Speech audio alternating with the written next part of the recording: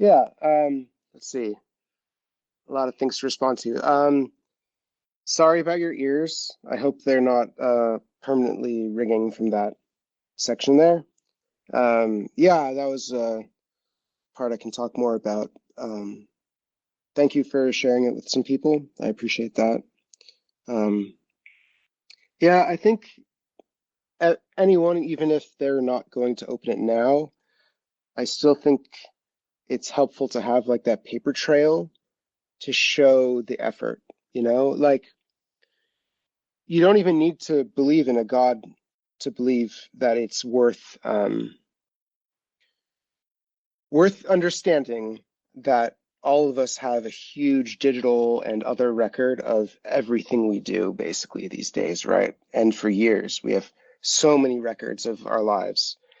And if you were to take an AI or a God or whatever and look through that, looking backwards at people and see how they've acted over the previous however many years, like um, that, I think everyone would be really uncomfortable with that. They would not want that to happen.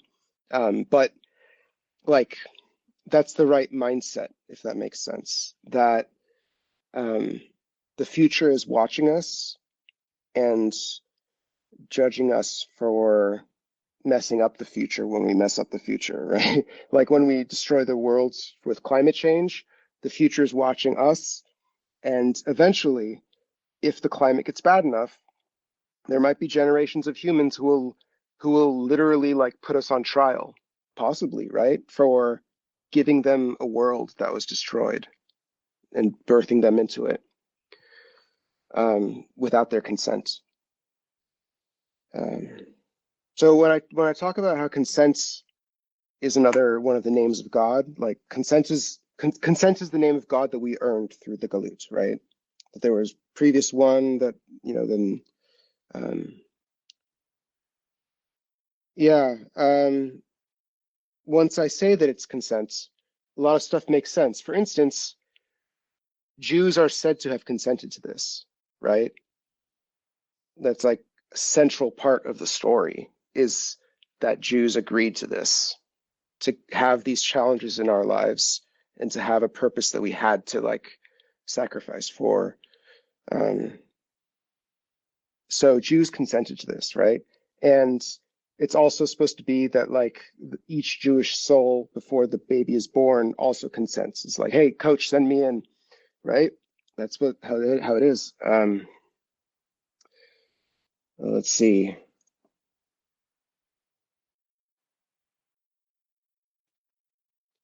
So I have had a really strange life. Um, the kind of strange that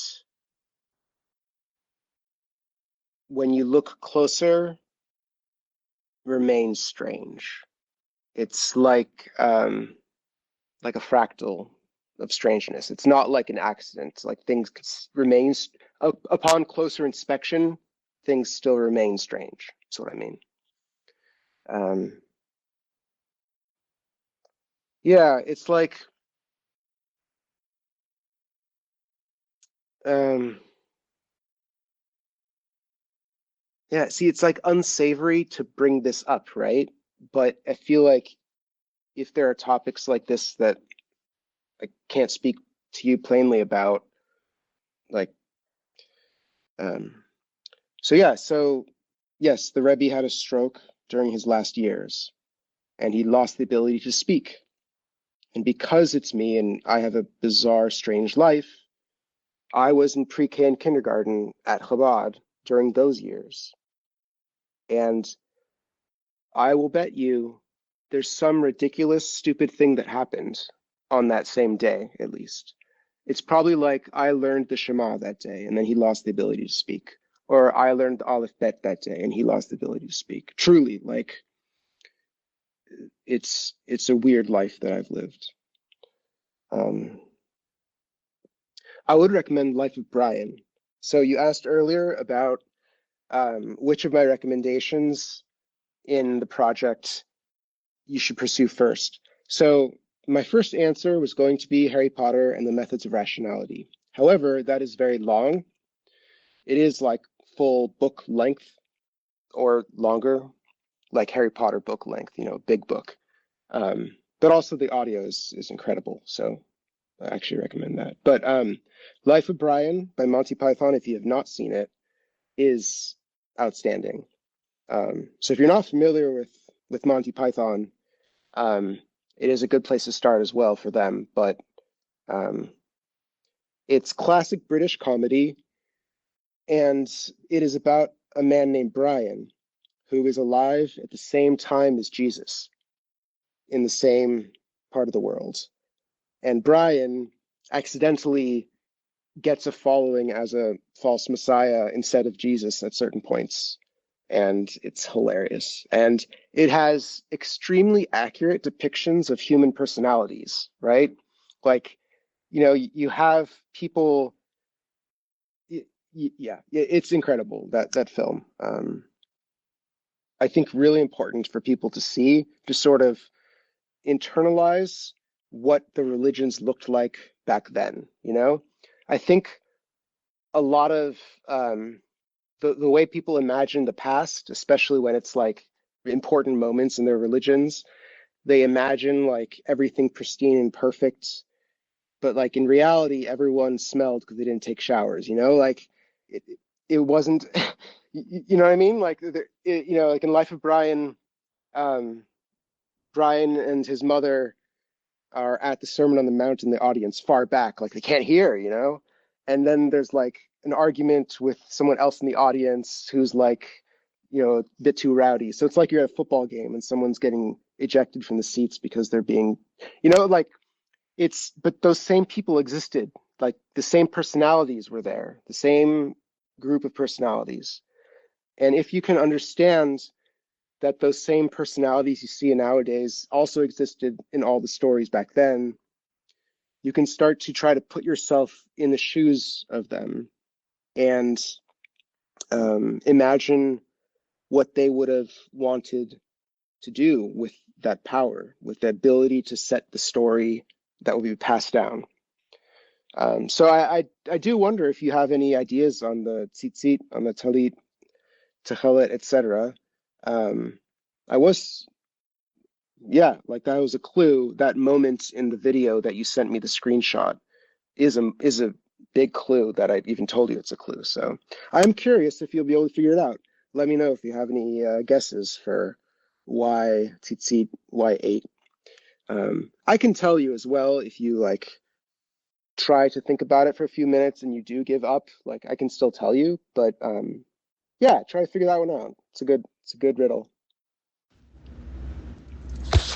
When thinking about all the events that have happened in the world for thousands, millions of years, it's really hard to quantify, how much of each thing there's been, how much suffering has there been, how much goodness there's been too, but how much death there's been, which creatures have suffered and died. All the suffering matters, but it is true that um, got to be careful with that. But there's something a little bit, there's a different quality to suffering when a human being is suffering versus an organism that is orders of magnitude less aware of the universe, less capable of um, learning and growing and experiencing things. Like, there is a difference there. So when you look at kashrut, for instance, what is the purpose of kashrut? There's many reasons. There's lots of things. And the reasons overlap and they match up and they line up and they have consistent outcomes that, like, my explanations will make sense from multiple perspectives, right? So consider you are God and you have a mission for the Jewish people.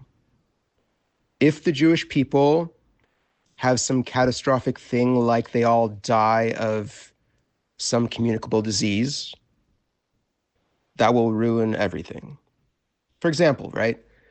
So lots of kashrut and other parts of Judaism are meant to keep Jews focused on the goals, keep Jews alive so they can continue to pursue the goals generation after generation, keep the Jews from spreading it violently, that it's supposed to be kept within the religion, not spread to others.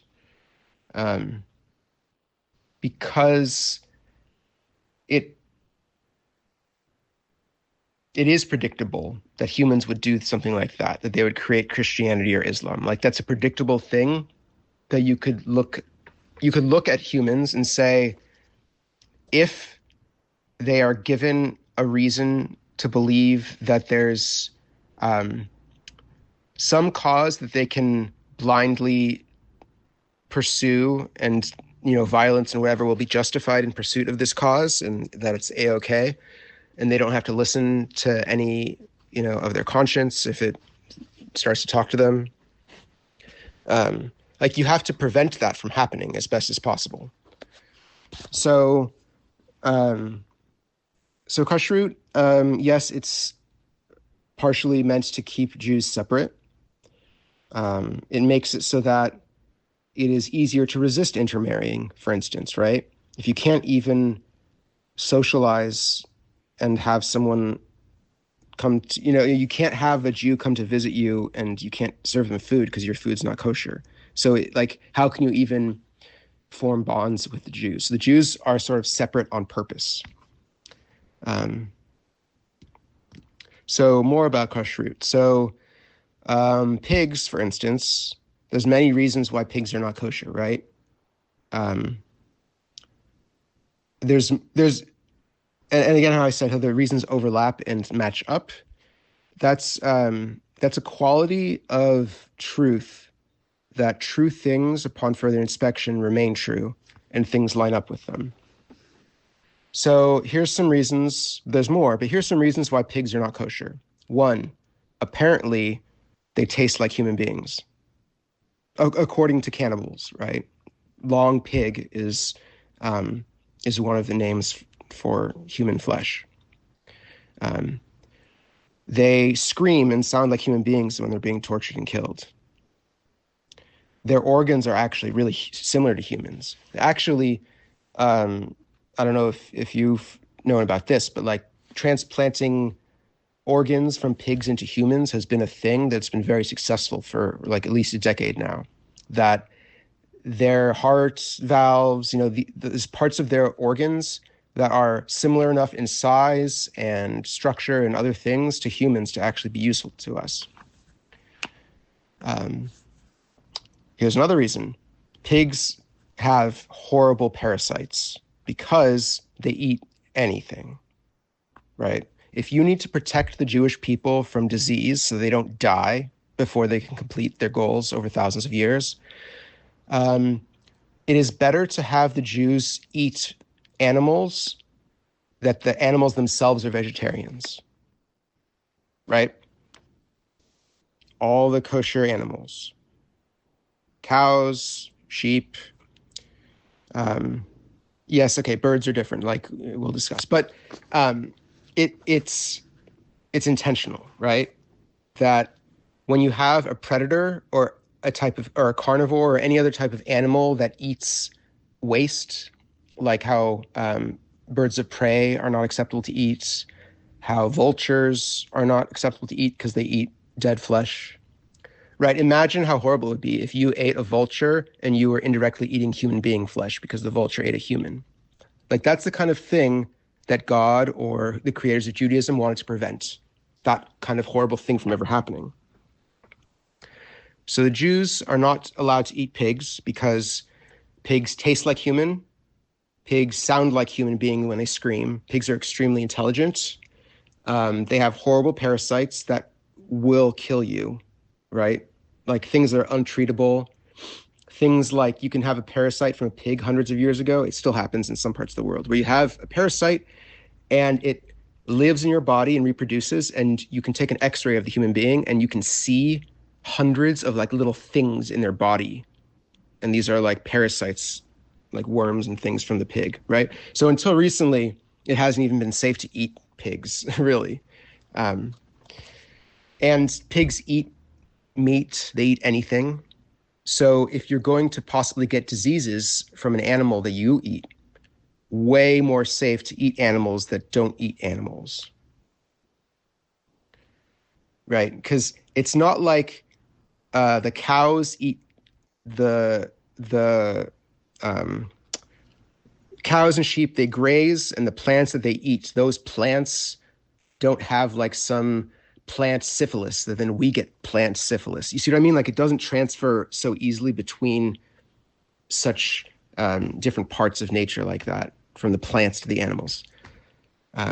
What else about pig? So there, yeah.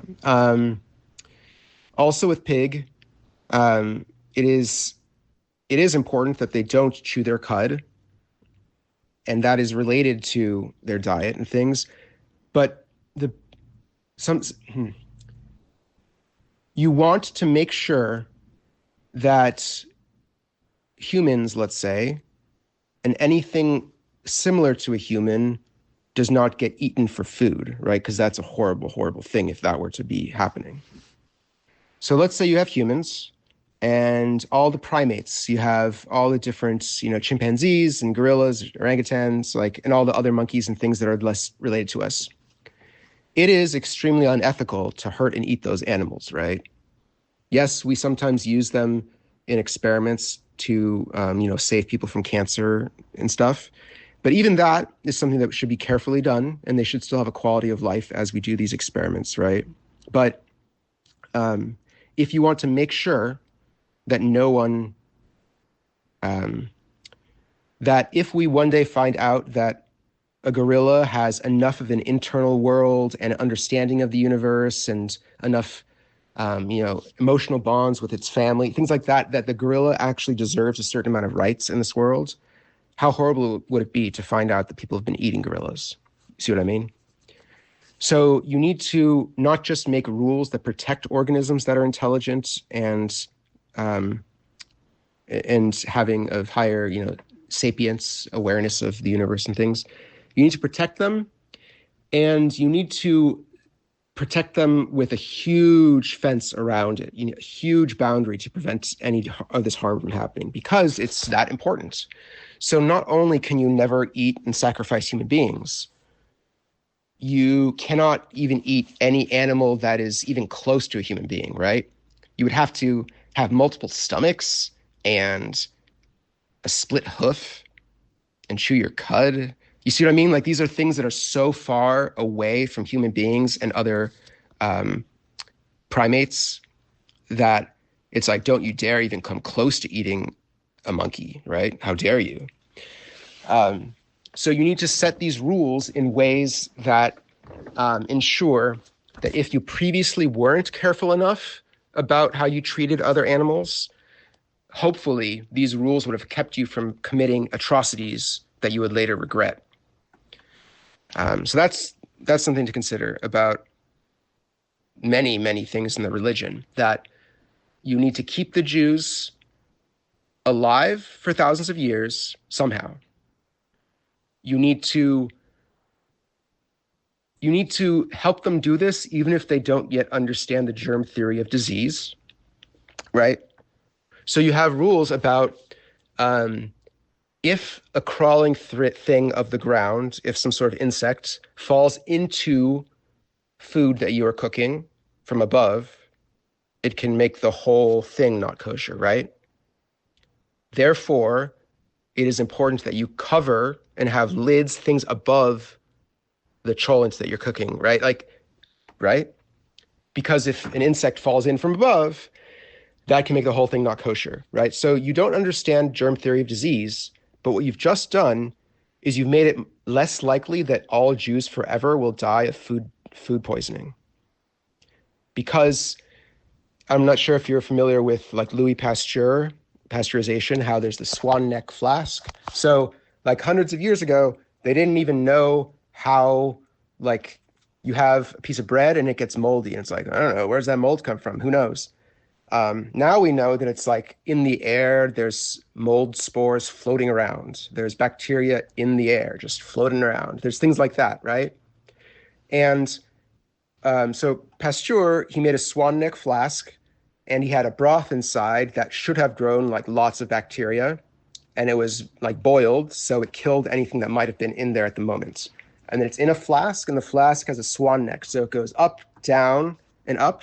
So with just gravity alone, no bacteria and other microbes will fall downwards into it. So it stays pasteurized, it stays sterile this whole time.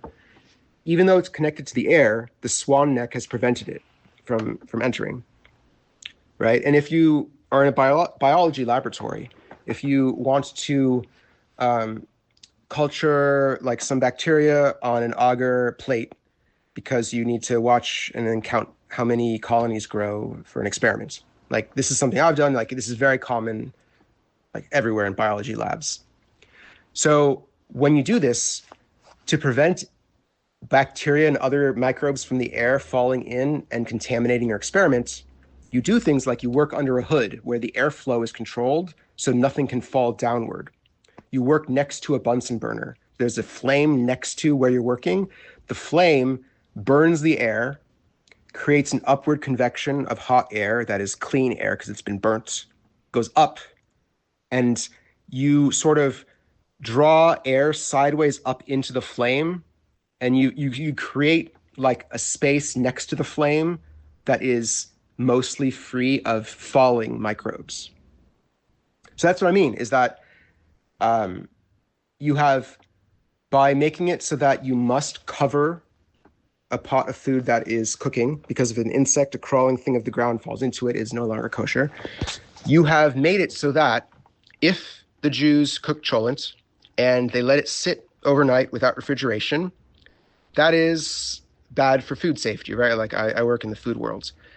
That's time temperature abuse. But it's a little bit more safe if, you cook a pot of rice and it was boiling hot inside and you don't take the lid off of it and you leave it, it will stay without bacterial growth for longer than if the lid had ever been taken off, and that if there was a chance for microbes to fall down into it.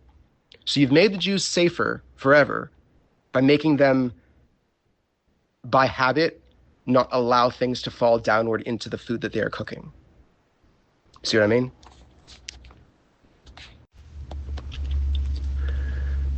So what is the reason? Again, there's multiple reasons, but the reasons can still overlap and support each other and be true. So what's one of the reasons for the showbread in the temple? Why is it so necessary to have bread?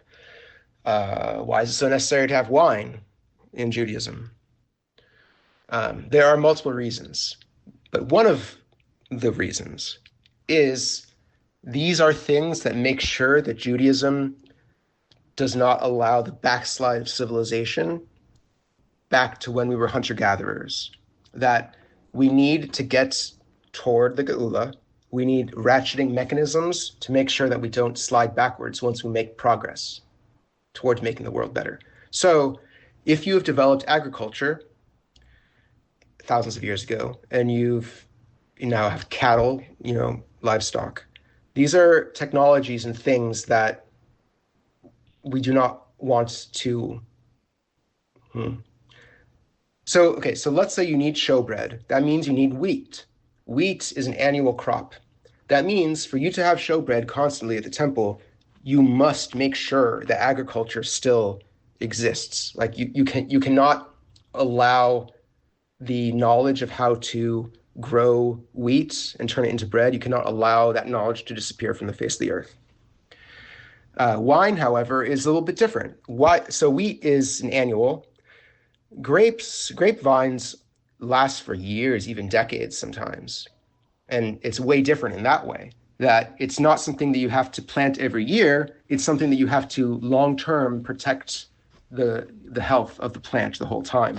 And the terroir of the wine changes. The different aroma molecules and things in the wine that sommeliers spend their lives on, those things change based upon like the weather, near the grapes. Like you had a whole crop in California.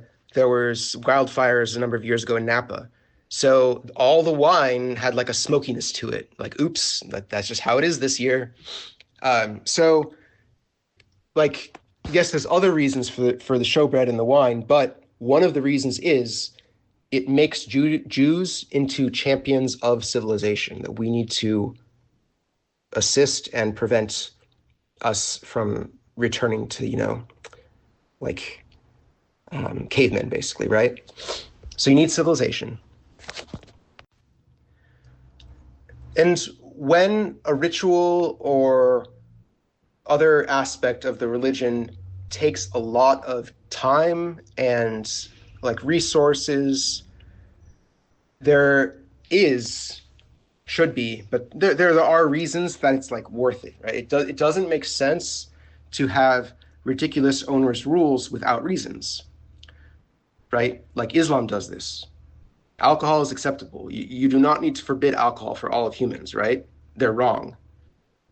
It's their right to not drink alcohol, but they're wrong. Like that is not worth spending your time on if you want to create ethics in this world.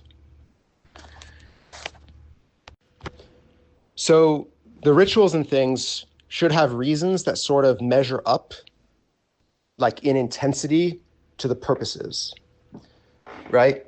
So kashrut, if it really was just, yeah, here's some rules. It's a test for the Jews.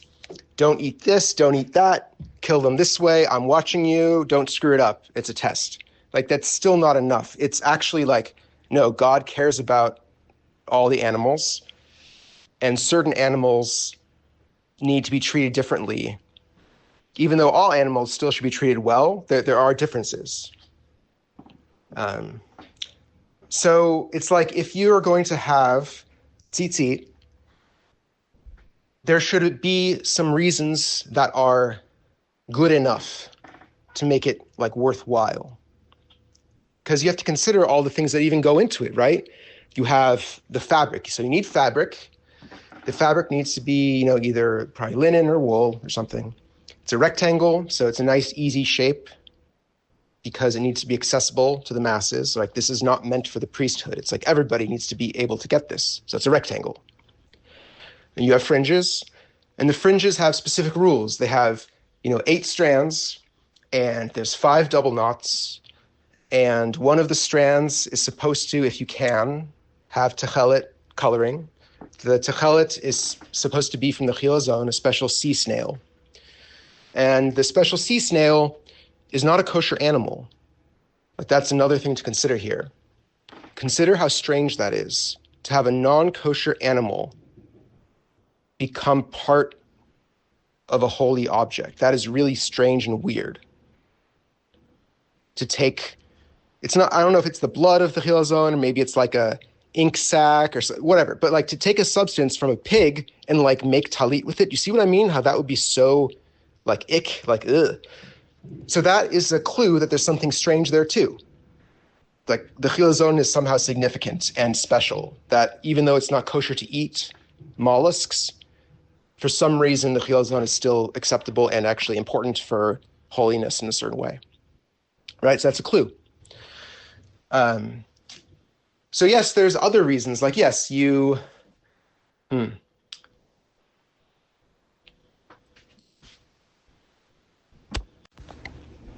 Yeah. So again, with the stripes of the talit, that if you have a loom and you're weaving fabric, the easiest non-plain thing to weave is stripes.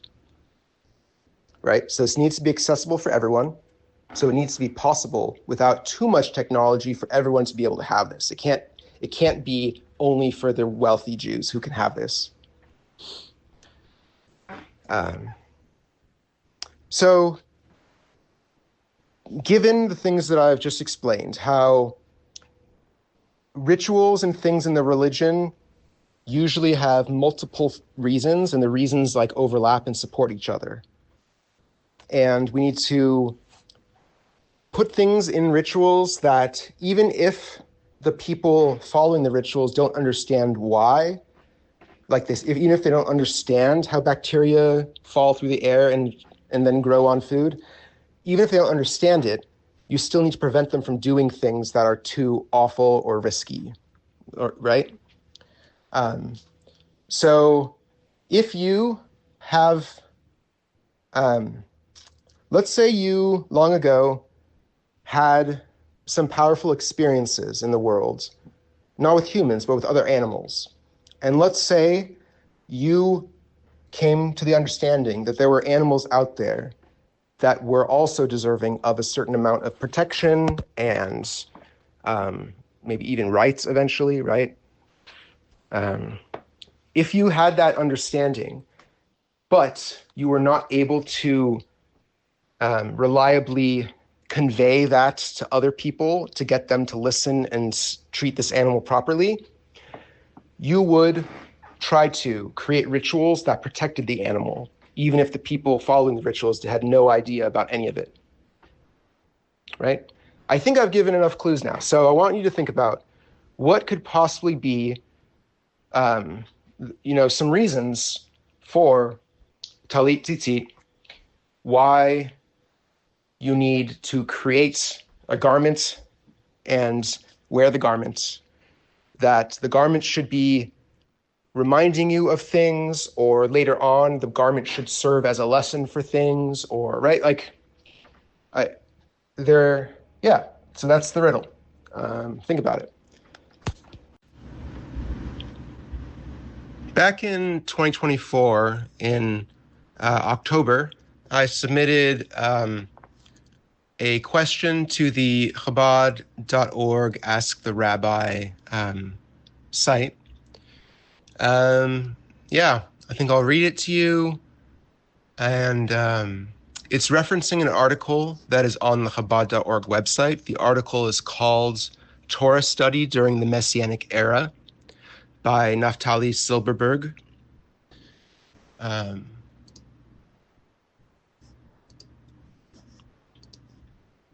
Let's see. Would it help to read that?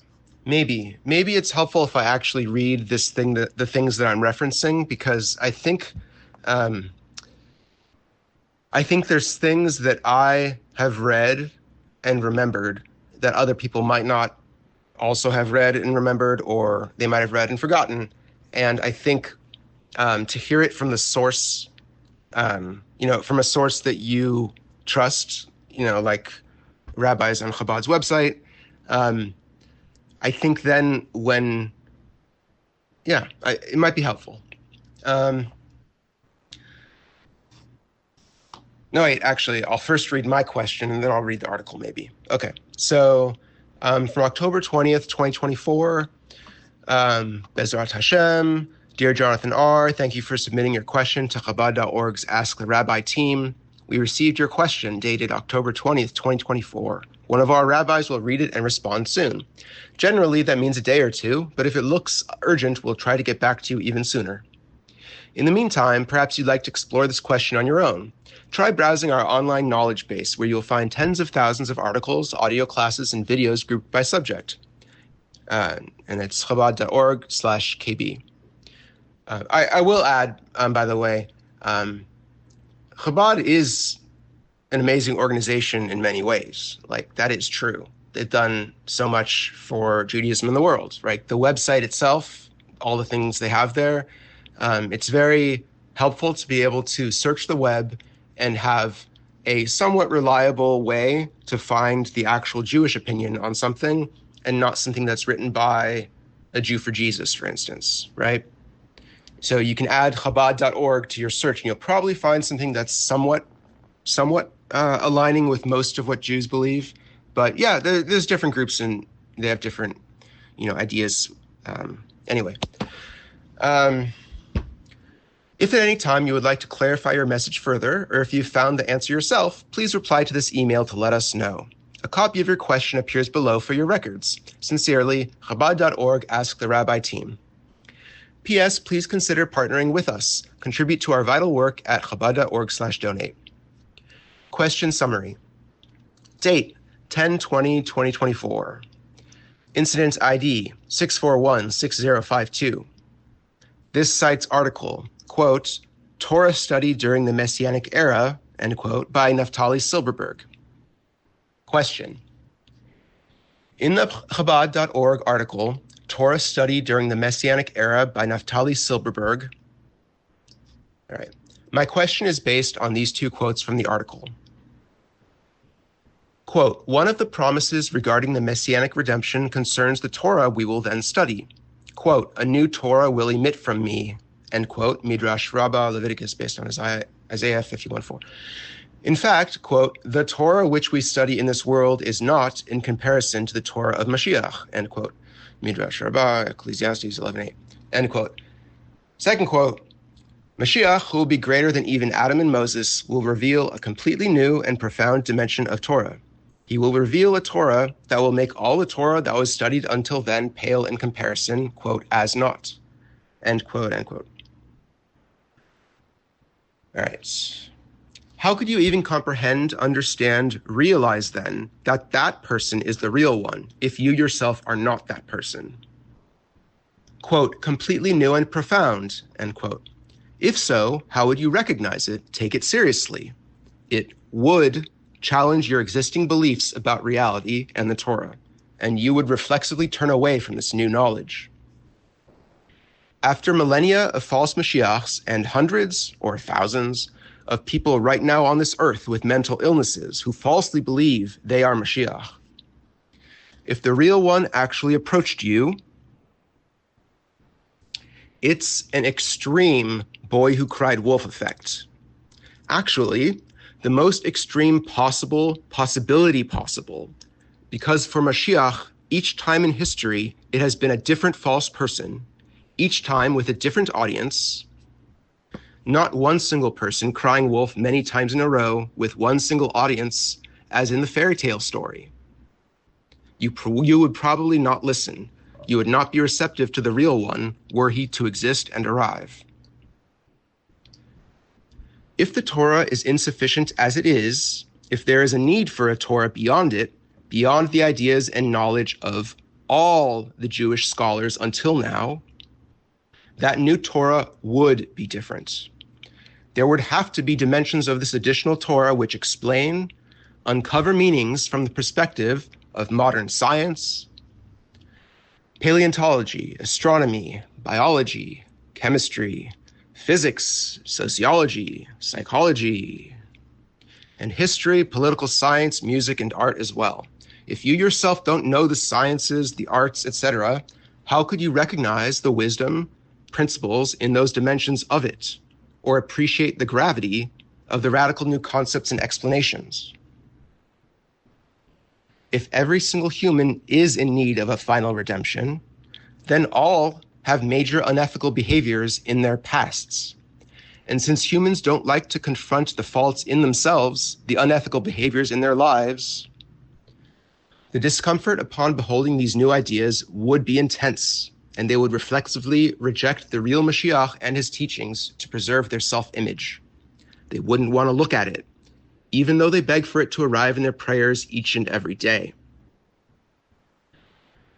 As with Moses, wouldn't that person's face and the additional new Torah he brings shine so brightly you could not look at it? It's a conundrum. Well, conundrum isn't a powerful enough word. How could that person get through to them if he were to exist and arrive? Thank you, Jonathan R. Glicksberg. All right, so no response. Second follow-up email, November 17th, 2024. Hi, asked the rabbi. Rabbi, following up on this question, any answers, ideas? I'd imagine something like a PhD thesis committee, evaluating promising Jewish children and men for the characteristics that could eventually let them become the right person if they choose to put the effort in. Instead of, say, 5 chemistry professors evaluating a chemistry thesis, there would be 5 Jews chosen from various backgrounds. Hasidic Ravs, influential musicians, for example, Bob Dylan, aka Shabtai Zissel ben Avraham, Paul Simon, Art Garfunkel, Itzhak Perlman, etc. Historians, science professors, law professors. Promising individuals should periodically be awarded grants to see how much tikkun olam they can accomplish per dollar. The Rebbe made sure that the world would be ready for Mashiach, and he set up the worldwide Chabad infrastructure that will be necessary to make real change happen. But it isn't enough to just make ready the world. There must also be mechanisms to trigger the final step, to set all those years of preparations into motion. What do you think? Jonathan R. Glicksberg.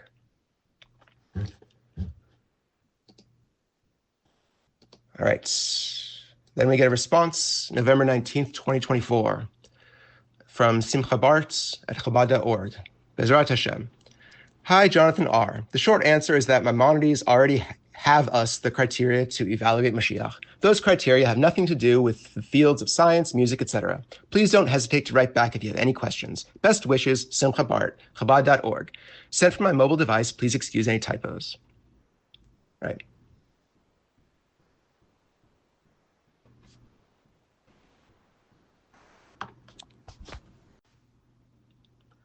Now for the article.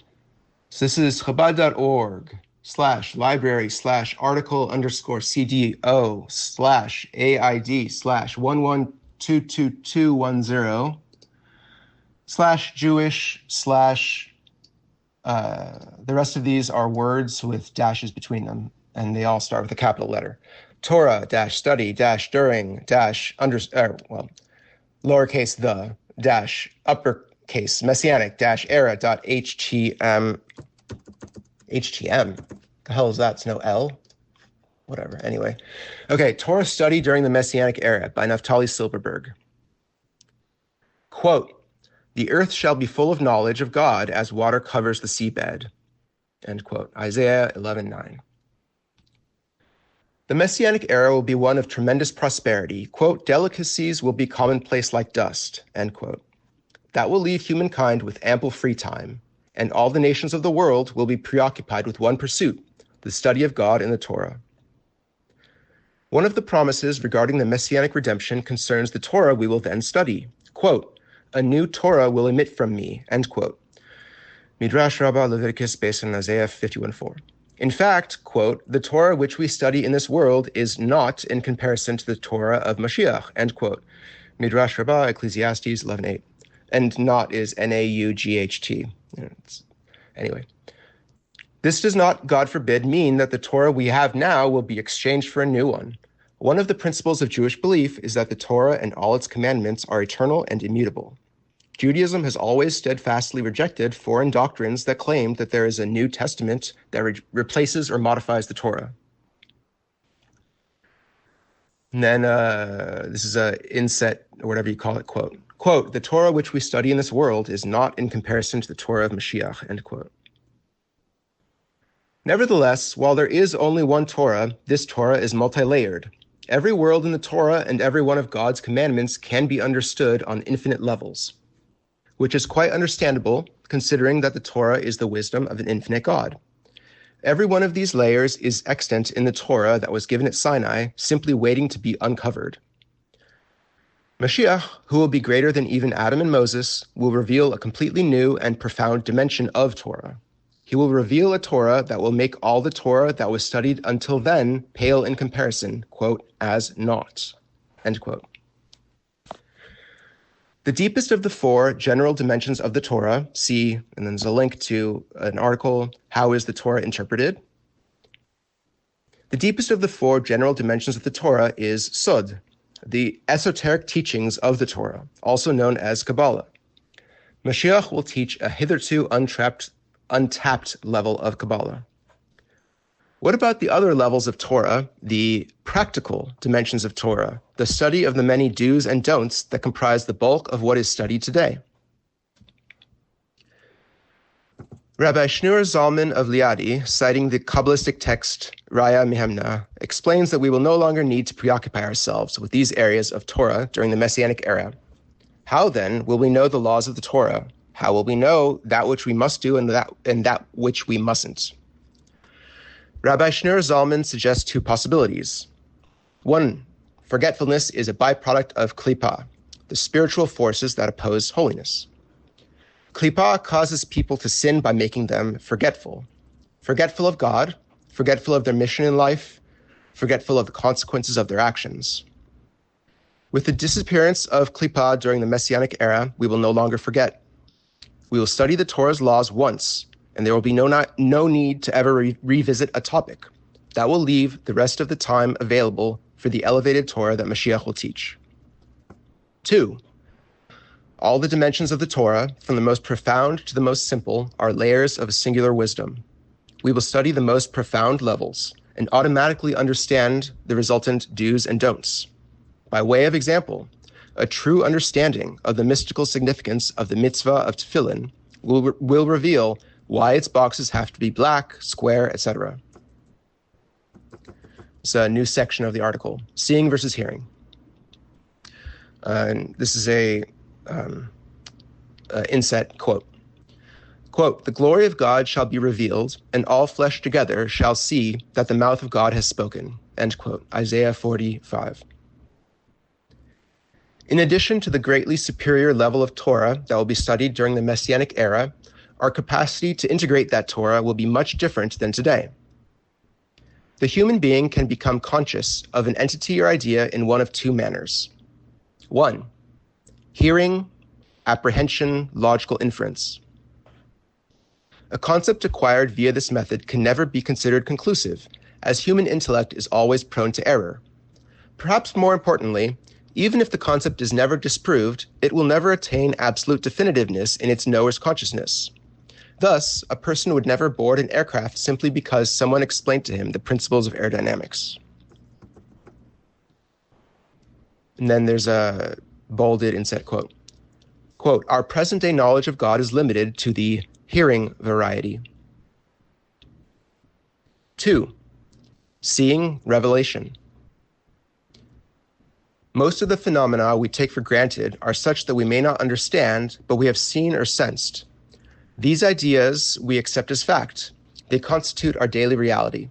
Most people don't fully understand aviation science, and many don't know the first thing about it, yet they have no problem embarking on a transcontinental flight, for they have seen that it works. Seeing is believing. It is also possible for an entity that cannot be seen or sensed to attain seeing-like status.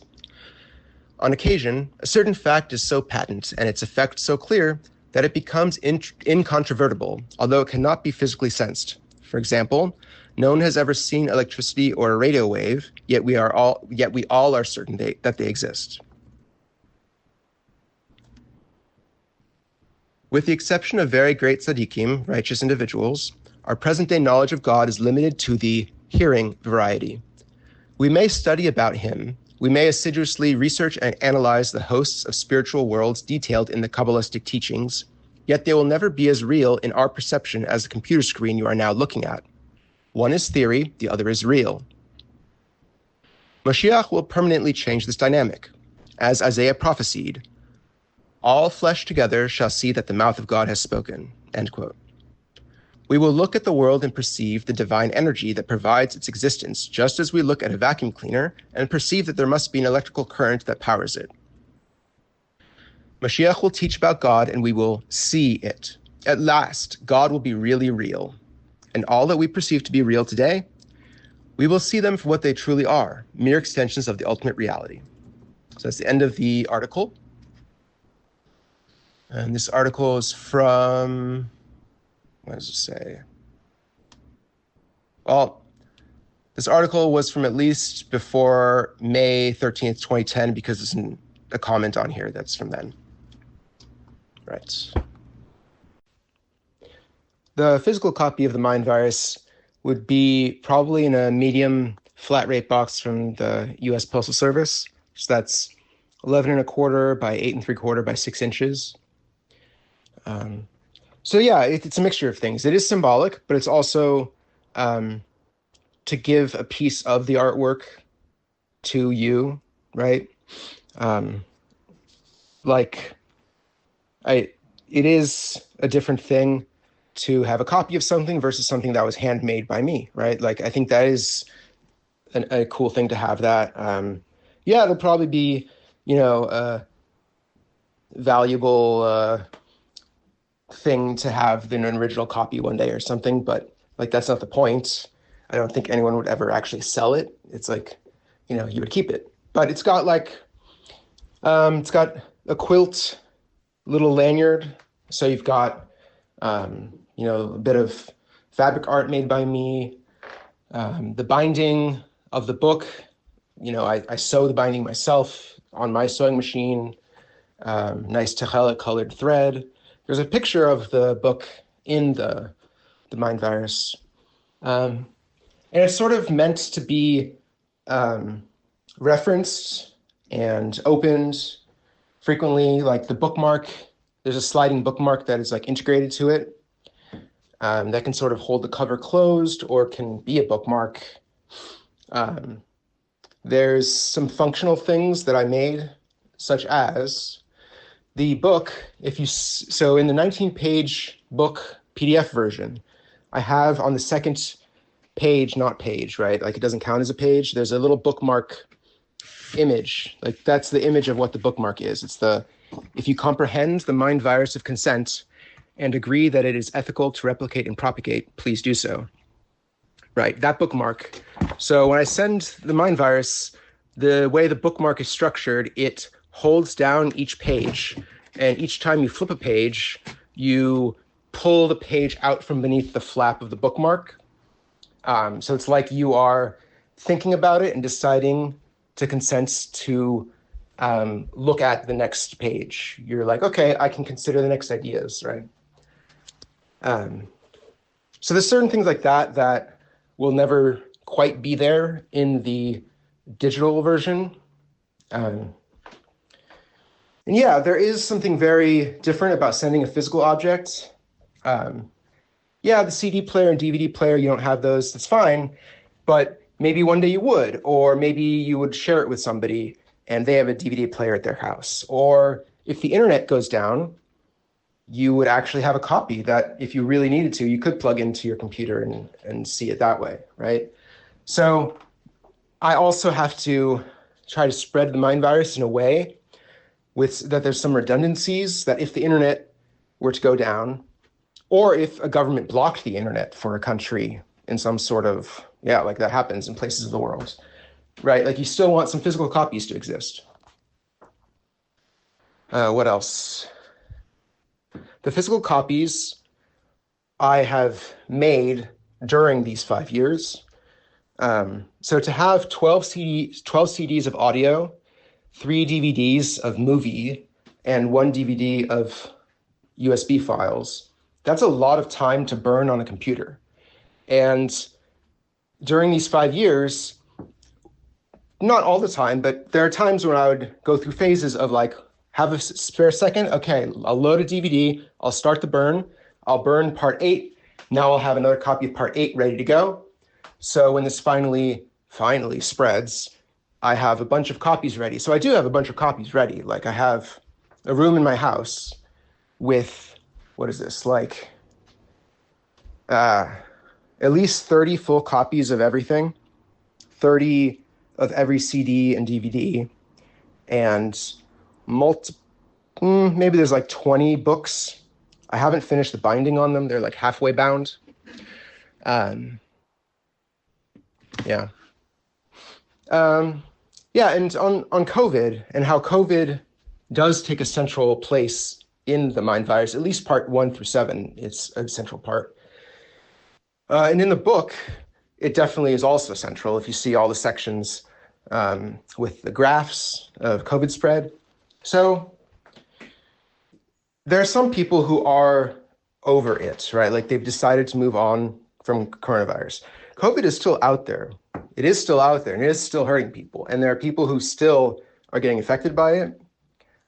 And many of them don't even know because we've stopped testing. It's like we don't want to hear the truth.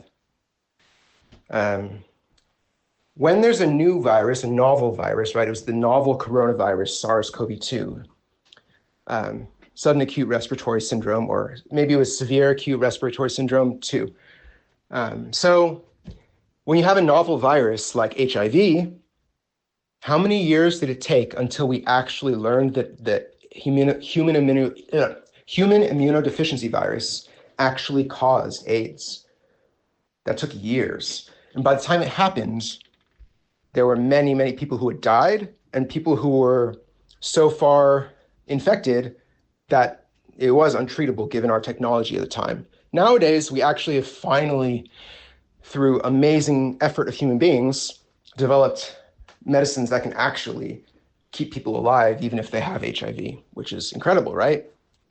Oh, and by the way, vaccines and other medicine are far superior to healing magic tricks in stories of old, um, right? If Jesus heals a leper, thank you, Jesus, you healed one human being. You could have, if you were actually God, told everyone how vaccines could work. And people could have eradicated polio 1,000 years ago. You see what I mean? But he didn't. Anyway, so let's see. COVID is still causing horrible brain damage in people, all sorts of vascular illnesses because it travels anywhere in the body that has blood circulation, which is it's like everywhere. And the things that happened in 2020 and 2021, those things should not be lost to history. The unethical choices of people in power, people who actually really, really did cause millions and millions of people to die, and probably at least 1 billion people, probably more, to have lots of suffering, right? Even the psychological suffering of this whole thing. So if you look back at the PDF, I need you to let me know if you don't understand what the curves mean and the arrows mean in those charts, because I'll explain them more. But something to really consider is when a line or a curve on a graph like that changes its inflection. So if it's curving like upward or curving downward, or if it's a straight line, or it's a very severe curve and it becomes like less curved, those types of significant changes to the quality of that line indicate a change that's sort of like an exponential change, right? It's like you went from x to x squared. So if you have y equals x, that's a straight line, diagonal. But if you have y equals x squared, it goes exponentially up.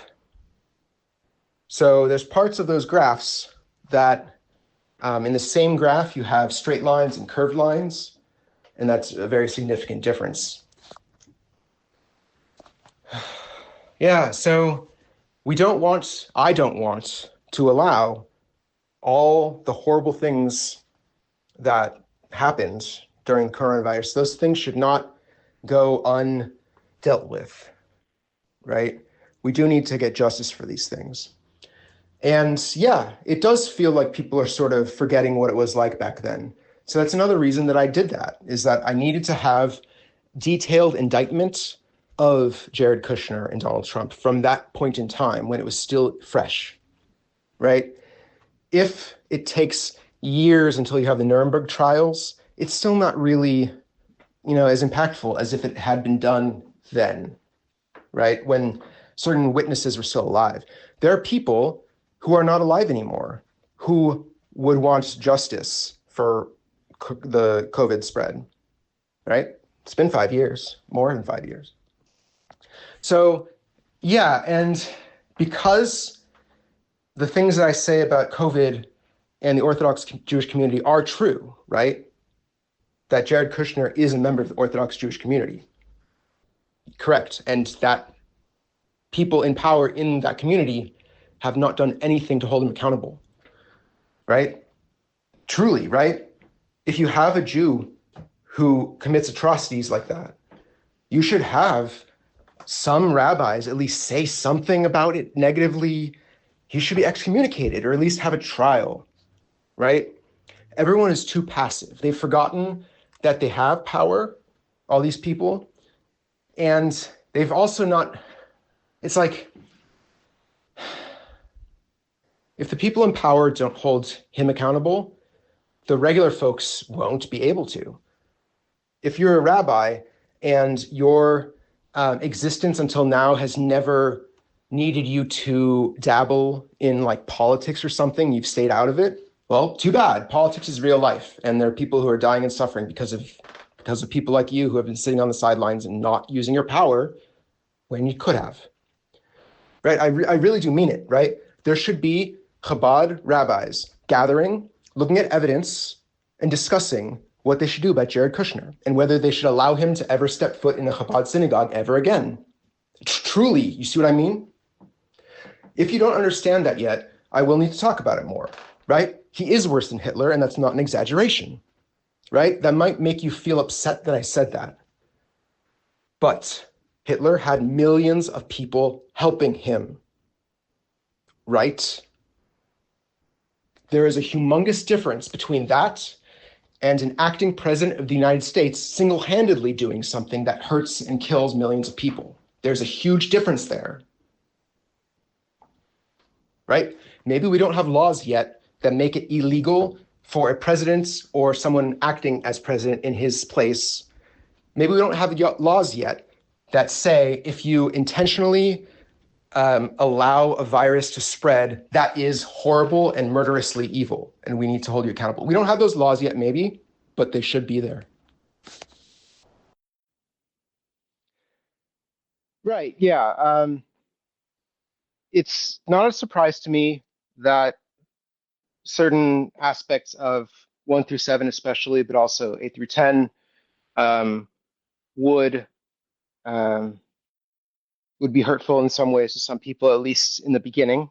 I do think eventually, and especially once things start to gain momentum, um, the perception of that will shift. But it's sort of like, you tell a joke, and if you explain the joke, it's not that it ruins the joke, but it's not quite the same as getting the joke um, like independently.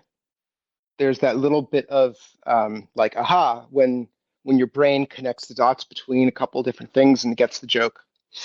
Um, so well, I can definitely and I will explain in a lot more detail in 11 and onward, and also in um, yeah.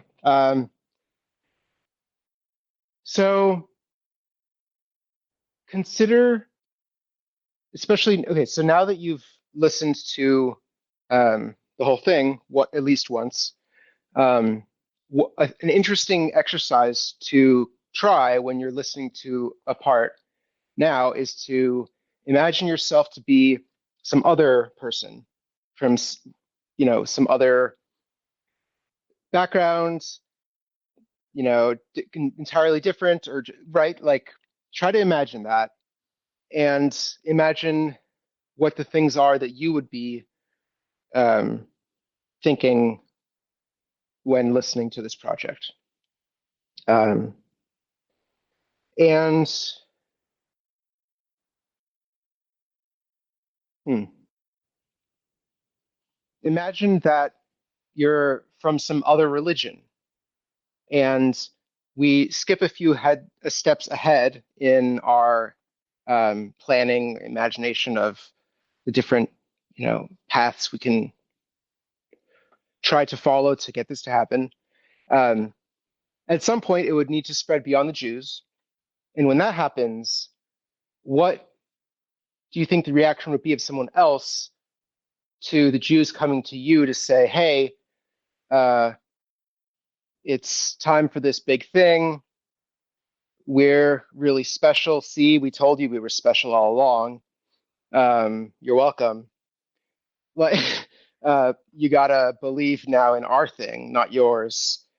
We were correct, not you. Like, do you see how that would potentially uh, be a huge barrier to this, especially when you consider that, like, that's not the first time that sort of reaction has happened.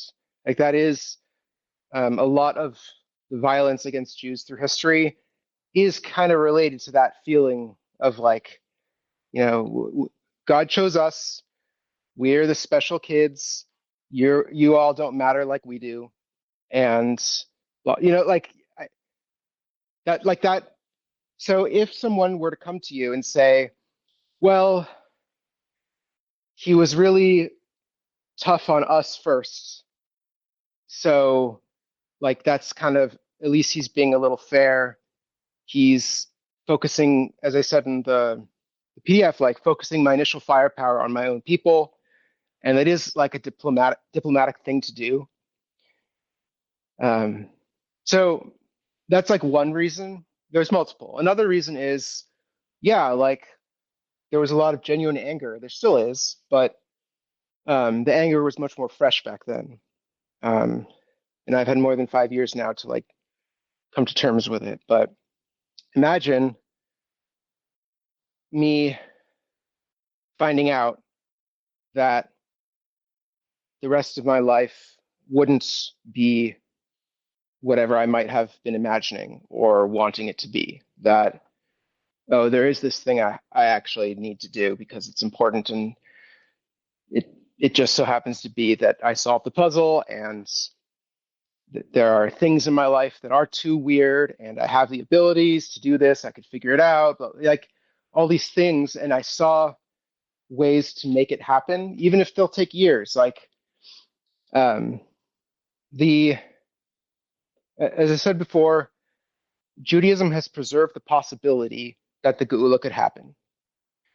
And you need to preserve the possibility that things can happen or else they won't happen.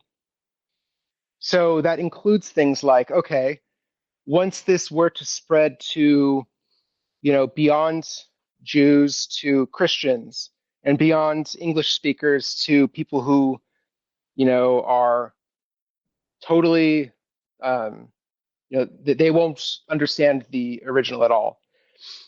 Um, like each of those stages is going to have challenges, but I tried to head off and minimize most of those challenges from the beginning if possible.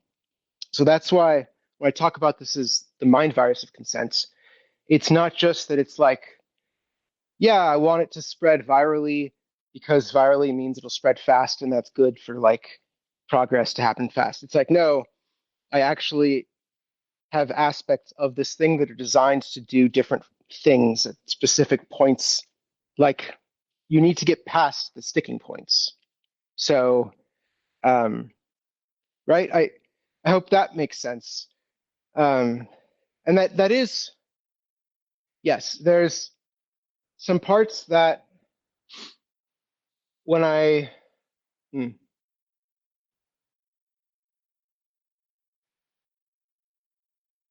when I criticize Chabad, for instance, in the Mind Virus, I'm criticizing them for things up until that point, and I am also providing them with a platform to correct those things and then get lots of positive like attention afterwards for having corrected those things and done better, right? Like there's parts of this where I'm really critical of the leadership for not doing anything in regards to Jared Kushner. And if they start doing things and they do start holding him accountable, then the entire emotion of the thing flips and becomes a positive thing now. Because once they've started to fix their priorities and exercise their abilities that people, regular folks, don't have those. Um, you know, Regular folks cannot excommunicate someone, right? But a large group of rabbis probably could, or at least could have a trial.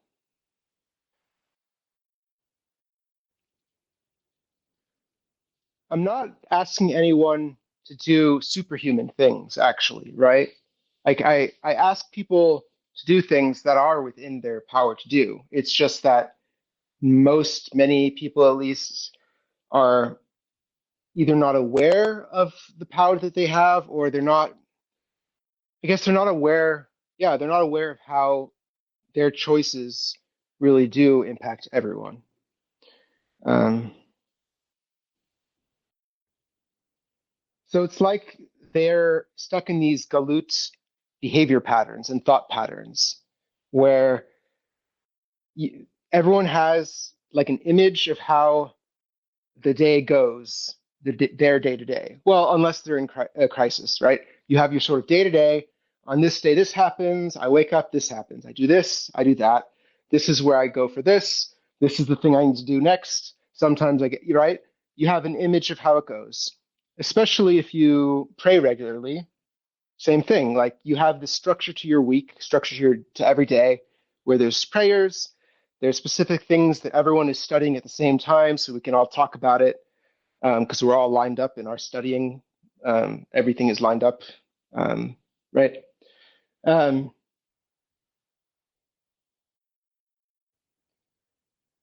so breaking out of those patterns, especially when everyone is so lined up together, yeah, is probably going to be a difficult thing to do, at least in the beginning. It'll take a certain amount of like mental courage or something.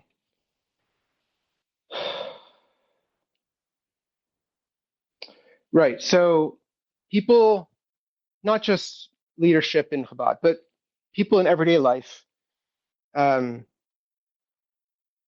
you might not know it, but there are potentially moments where some choice that you are about to make could be having or could be about to have a way extreme impact on everybody beyond like what would be a reasonable amount uh, of concern to put on this like one choice. But sometimes reality does work that way. And it's not, the goal is not to make everyone crazy, neurotic with like, God is watching us every moment. We must be so perfect because, at every moment is like it's not a healthy way to think about things. But it's more like you, yeah, you don't always know that you're doing unethical things until afterward, or maybe never. Like some people never even realize. Because I think most people would not, well, never mind on that.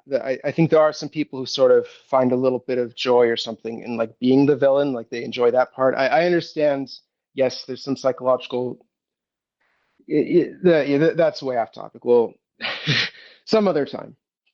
Um, but uh, yeah, like your choices can have a huge impact on everyone. And mm,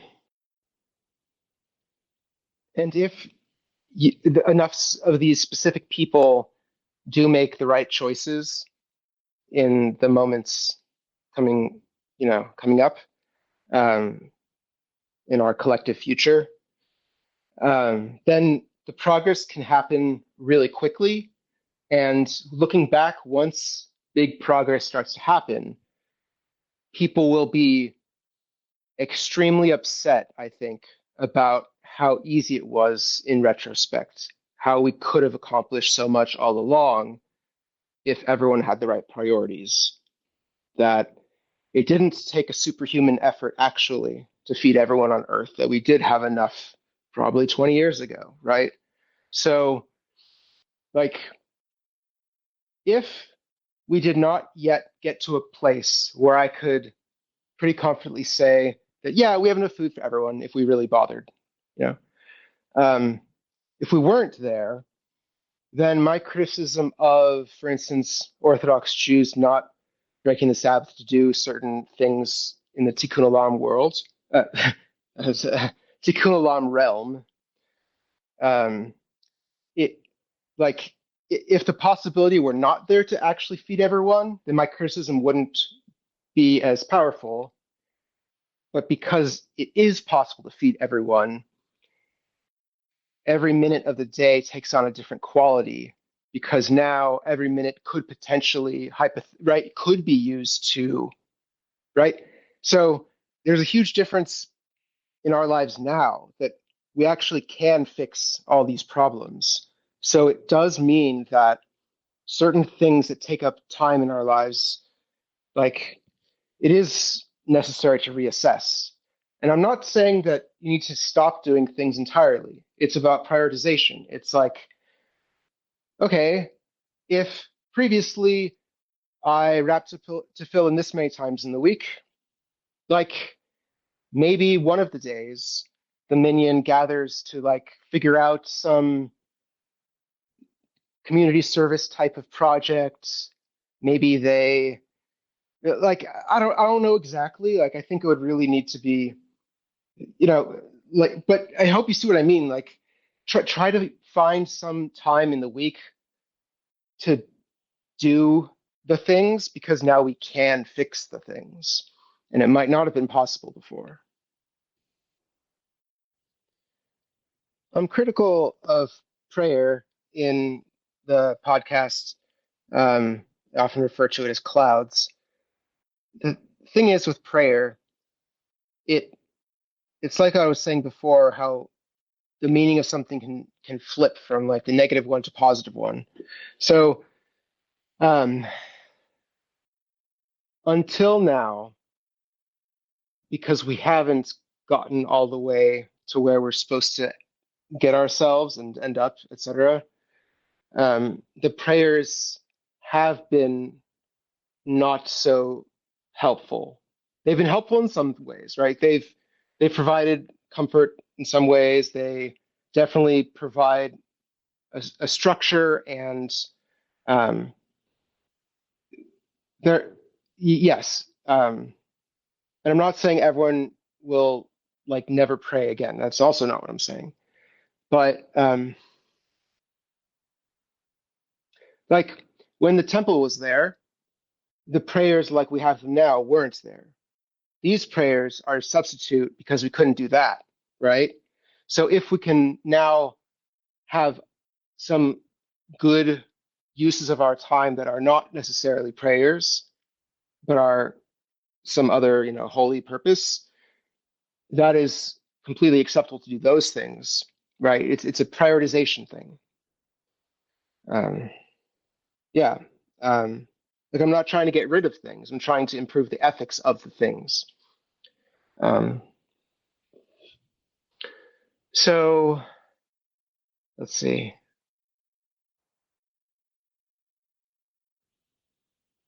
Prayer has had among its functions, one of the functions is it's like a workout. It's like it's practice, it's getting you energized to later do things with that energy one day. Um, like the end goal is not prayer. The end goal is fixing things and having things, be fixed, right? Like the yeah, like the prayer is a tool, but um, it might hmm, it might be helpful to think of prayer as like working out muscles, growing muscles, right? Like I'm not the first person to use this as a comparison, but right, like it's a workout, and yes, you can competitively work out, right? You can be the best at a certain workout, but it's like in our lives, I'm not saying anything against people who work out, but it's like the goal of all of this is not just to have worked out. The goal of this is to work out, and then when the time comes for us to be able to push, we are stronger and we have more endurance and we have like focus that we can use, like mental focus.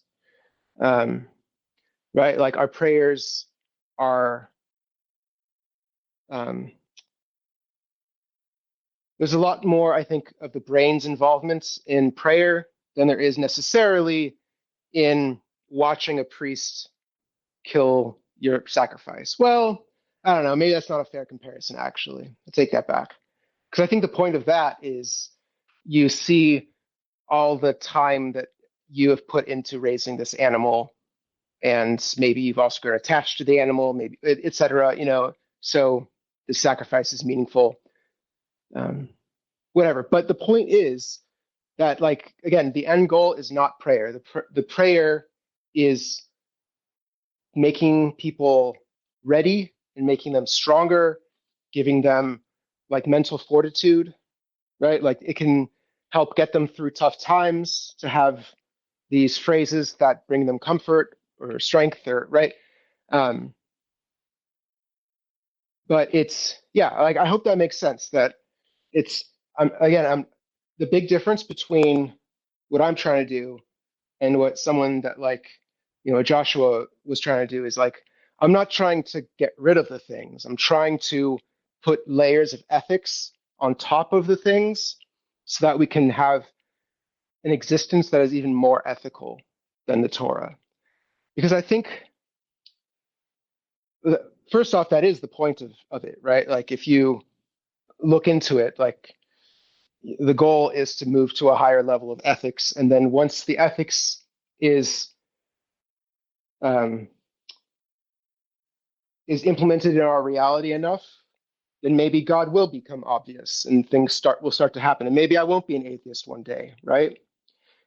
It's like the Jewish people need to fix the world fast enough and hard enough to eventually convince me to not be an atheist, because the world will start being so much better that it will be beyond like reason, and it will somehow, like, or not beyond reason, but you get what I mean. Like, um, again, like, I hope that makes sense. That um, I do acknowledge that there could be a God that is hiding, that we cannot detect through our scientific like instruments right now.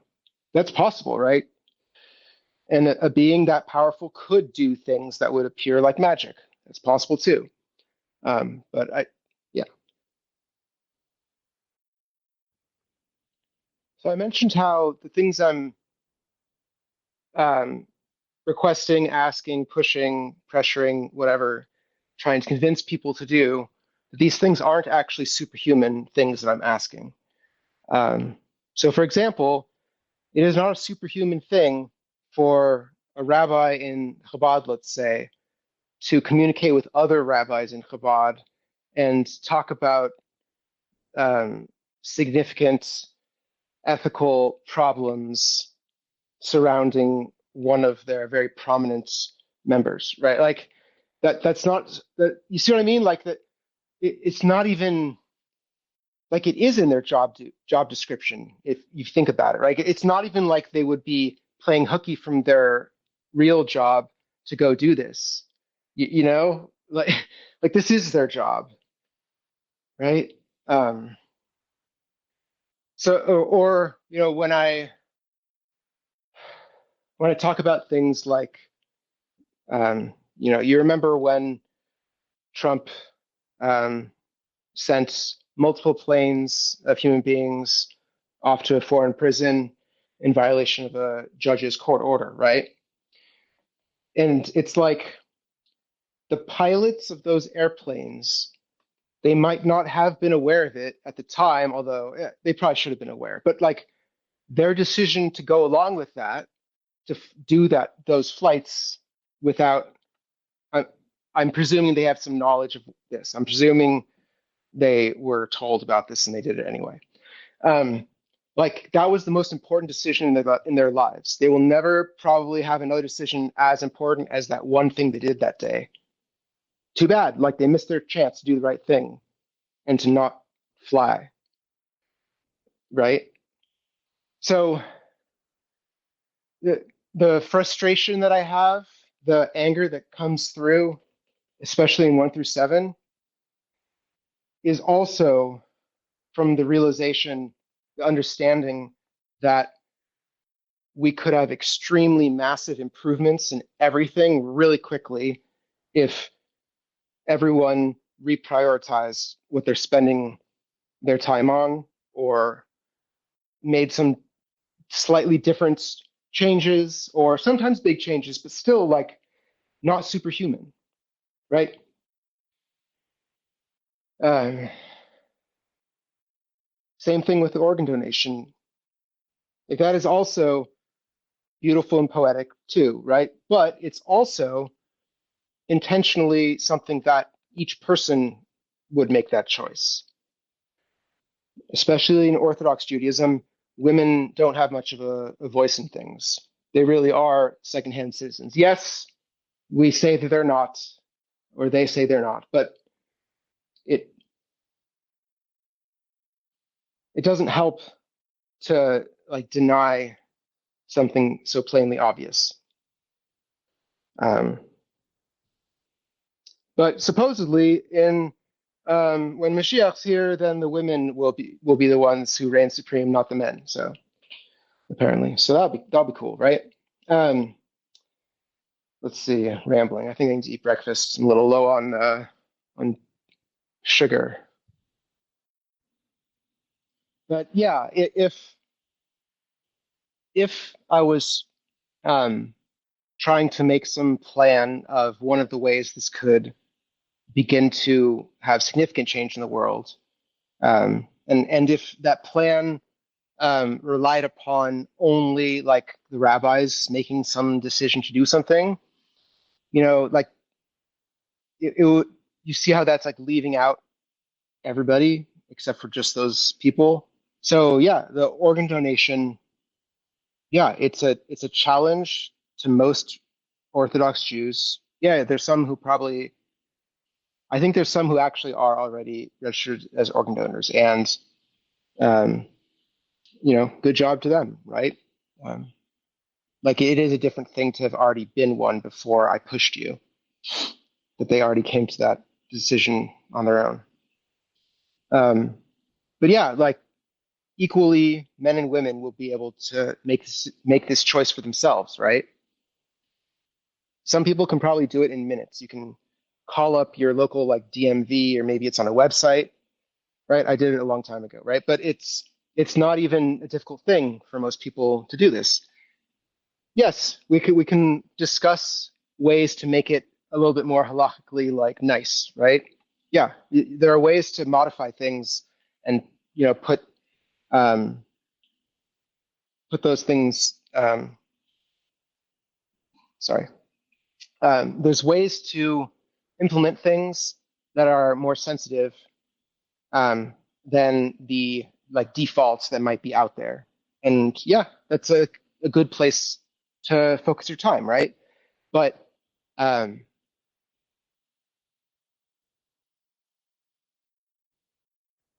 that part still needs to happen.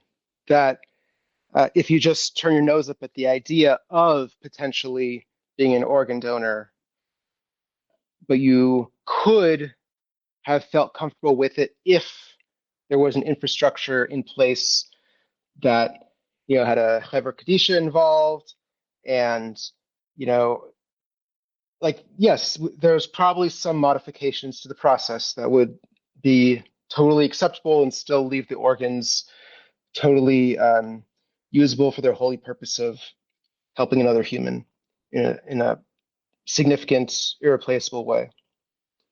Um, and the choice isn't just arbitrary.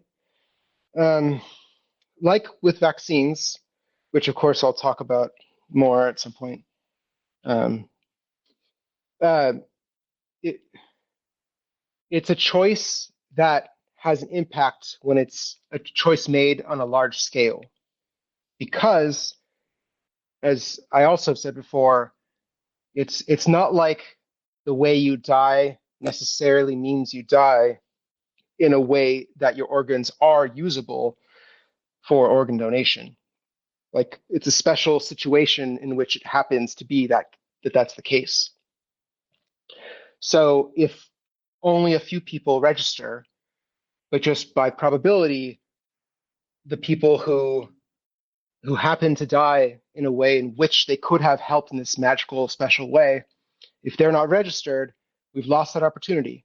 And it's like the other person didn't register at all. And that is kind of unfair, Like it feels unfair that reality works that way, that someone could have wanted to help, but it doesn't end up being that they're able to help.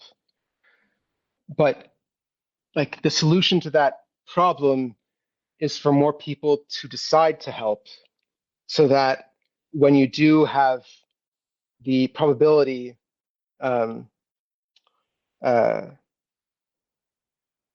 when you do have different ways that people pass, at least for now, until we can make significant progress on defeating death. Um, yeah, like you need more people to be involved so that you can avoid this unavoidable tragedy. Um, and it would have significant impacts, like quickly, right? I think everywhere in the world, probably, for sure, the United States, there's humongous like lists that you just sit on waiting for an organ donation, and people die waiting for organ donors. And there could have been people out there who, if they had a different thing on their license card, like that could have been the that one detail that changed everything, because this other person could have then lived for how many other years, and then um, who knows what that person could have accomplished in this world or helped others to do. Because again, things multiply, different people multiply their efforts. Um,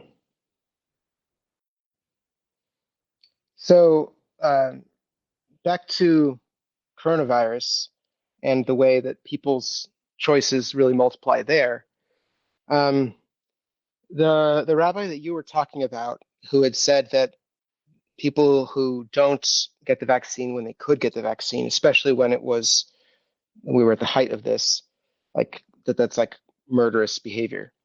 Um, he is correct, and it's hard to figure that out, right? Because it's like an invisible pathogen. Like it just like you have to imagine it there, even though it's not visible to your naked eye.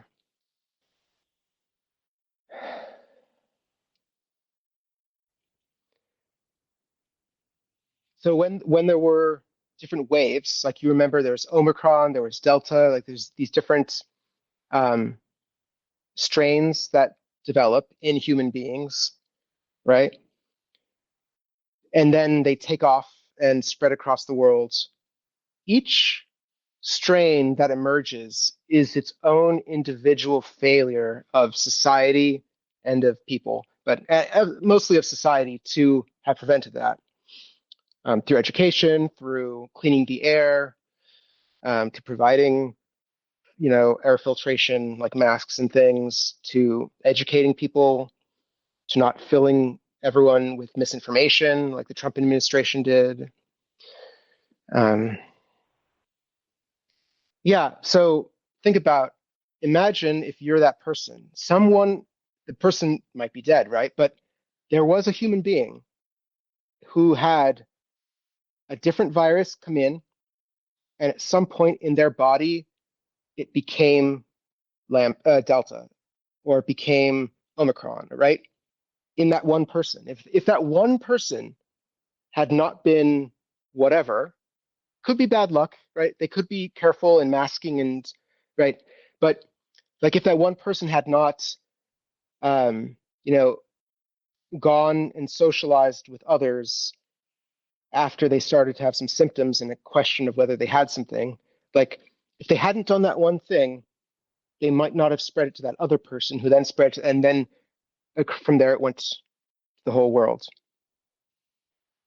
Um, so yeah, everyone's behaviors matter way more than they realize, because we do multiply.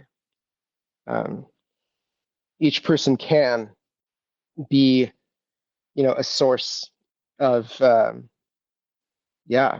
like imagine if that was you. Like I wouldn't want to be that person to have known that like this strain developed inside of me and that it was somehow my fault.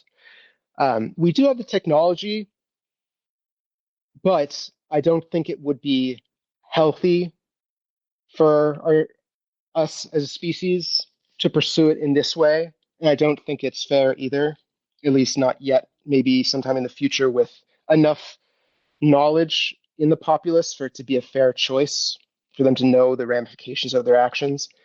Um, but yeah, like you could trace and figure out probably who each strain developed in. Yeah, I might have, developed a little bit in this person and then a little in that person. Yeah, but there was a specific person who had the first case of it and spread it to somebody else. Um, and I'm not saying that that specific person should then be held accountable for all the death and suffering that followed, right? I'm saying that everyone should imagine themselves as having contributed somewhat to that happening. And you need to have a more accurate awareness of how much responsibility you might have for something like that happening through you, right? Like if you are reckless, especially when the pandemic is at higher um, at higher points, um, if you're reckless, it is as if you could have been the one who, right, had that strain develop inside of you. Um, when you are more careful, when you isolate, when you wear, N95 or P100 or whatever, like good respirator, when you actually test instead of not testing to not know the truth, um, then you can consider yourself to have less of a responsibility for the horribleness because you were doing the right thing. So it's possible that somebody could be extremely, extremely, extremely careful, but still they might be the one in whom Omicron develops. And it just is a really ridiculous luck thing that it happened to be a mutation that happened to happen in that person and was one that improved the fitness of the virus in a specific way. Like could be probably someone who is more reckless, but it could be some. So like I'm not saying that you even would want to find and track down these people or something, but people need to approach it with that in mind. That when these things spread exponentially, you have extremely huge outcomes dependent on your choices. And the choice could even be the choice to sneeze into your elbow versus not, right? Really, right? That one sneeze, that one day could have been that one time. Again, probably, probably not. Probably it's someone who is like hacking up a lung in close quarters. But you see what I mean? Like you want to limit those things from happening, and we have enough knowledge now that it is unacceptable for those things to be happening. That it shouldn't have gone that way, and we shouldn't have had millions and millions of people. I need to look it up. I think it's something like 20 million dead or something. It's probably more, right? From COVID, preventable deaths. Um, but most vaccines, at least with our current technology, are not sterilizing vaccines. So that's one of the terms. Like a sterilizing vaccine would make it so that 100% of people who get it, like you're not going to get this disease. Congratulations, right? As long as you don't have something else happening to you, like a weakened immune system from a different virus or something else, right? Um, Even then, with a sterilizing vaccine, you wouldn't want to actually like intentionally let yourself be exposed to something that you vaccinate against. There is such a thing as like you could have enough virus that you could overwhelm an immune system. These things are possible, or it's possible that your immune system didn't remember this one that well, or it was for a slightly different strain and it doesn't have quite as much protection, or right. So for the vaccines to actually work, we need to vaccinate on a large scale because if you get vaccinated against, um, let's say you get vaccinated against against a virus that is present in sewage. You would not then want to freely walk through that sewage, safe in your knowledge that you're vaccinated against this particular virus, so you have nothing to fear from that virus. Like it's eh, it's not 100% the coverage. So it and even then, by the way, even if it were the case that every vaccine were sterilizing, so it was more of a personal choice in that way, in that each person had the possibility that they could choose to go get a full protection from each thing. Um, but we don't live in that world. That's not how it works. We do need large percentages of the population for these things to even be effective. But even if that weren't the case, it's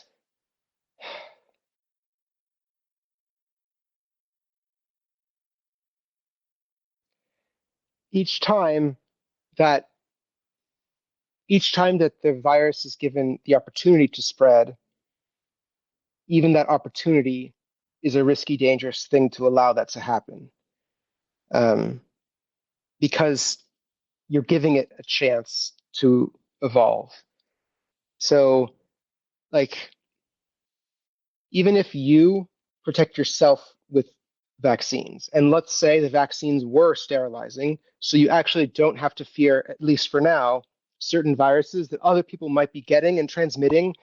And hey, if they don't want to get vaccinated, it's all on them. Like they'll get a disease and then I won't get the disease and it's all fair and like I don't have to like they'll learn their lesson.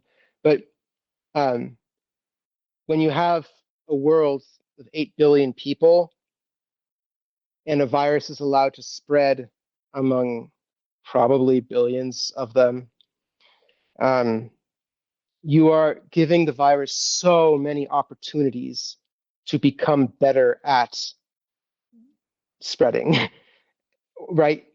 The if we were if it was the same world, but the only detail that was different was there was an order of magnitude fewer humans when COVID started in like 2020. Yes, there'd be other things that would change, but just having fewer people to serve as little like potential virus natural selection replication machines, it would be so different, just it for us to have provided a virus with that many people to operate in is a huge, huge failure, like of our of humanity. Because even if the vaccines currently work, if you give the virus enough chances to evolve, the vaccines might stop working because it might evade them. It might develop other strategies to get into cells, etc. Hope that makes sense. Um, yeah, it's viruses are very unique. Well, hmm, take it back. So it's a unique thing with viruses that there's a thing that can hurt you that you can take a little bit of the thing in some weakened state, and then it can like make you resilient against the thing later. Like you know, that's pretty magical. So that's cool that our immune system can do this. Um, so humanity has these amazing tools that we've developed. We have vaccines that can help fight against viruses, and those require us to act collectively. And it is not acceptable to sit out unless it really is a medical issue, right? And that is very few people, like truly. Um, there are other public health technologies that also require us to behave collectively. So against bacteria, we have amazing antibiotics for now. I don't know if you're aware of this, but there is a crisis going on, kind of slow motion crisis, but not really that slow motion actually, where we are losing the ability to stop certain diseases with our existing like weapons, our existing antibiotics. Because if you give the bacteria enough like time and resources, hosts, whatever, for it to replicate and then potentially evolve, it can develop resistance to the medication, to the antibiotic. And this especially happens if you don't like completely wipe out a population of um, disease-causing bacteria. Um, so um, I don't know if you've ever had to take like a serious um, series of antibiotics for something, but the way it tends to go is you have like a week or maybe longer of taking antibiotics, or at least having the antibiotics like in your system, and um, you're supposed to for sure finish out the entire series. You are supposed to, even if you feel better by the last day, if there's still one more pill to take on that last day, you're supposed to take it. Like you're supposed to continue until you finish what you're supposed to have done. And there's many parts of the world where people are not doing that. And it is an education problem that they don't understand that that is actually, again, like a murderously awful thing to do. And yes, it like it sucks, right? Like they might not be aware, they're probably not aware that that is what they're doing. But it can still be the fact that they still can be doing something unethical without being aware yet that they had done something unethical. When you overprescribe antibiotics because you don't test enough, or maybe you don't have the resources to test, but you prescribe antibiotics for things that are actually viral illnesses. This happens a lot in the world. Or antibiotics are just like the go-to. You have something wrong, antibiotics.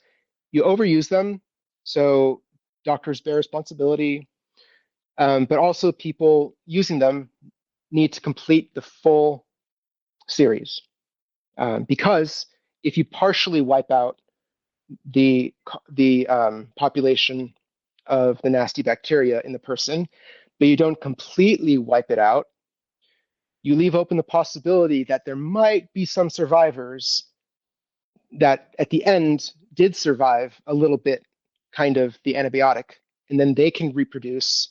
And then in the future, we develop, or we are hit with um, resistant microbes.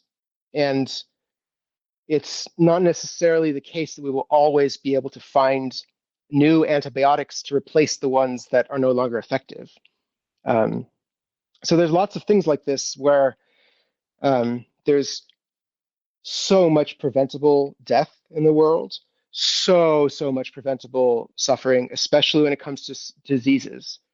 And um, vaccines and proper use of antibiotics and certain progress we can make in like having clean water supply in some parts of the world. Like there are things we can do that are not superhuman efforts, but if we actually do these things, they will have incredible, incredible positive outcomes. Oh, earlier I said that it's only viruses that we have vaccines for. That's not true. I misspoke. So there are some situations where bacteria and other things can also be inoculated against. But same goes there, that when we provide these microbes with a place to replicate, we are acting like we are acting very counter to the contrary. We're acting very contrary to the interests of humanity. We might not even realize it. Um, but yeah, and it's not just the individual who bears responsibility for the spread of disease. A lot of it, even sometimes most of the responsibility, is the officials who make the decisions from the top.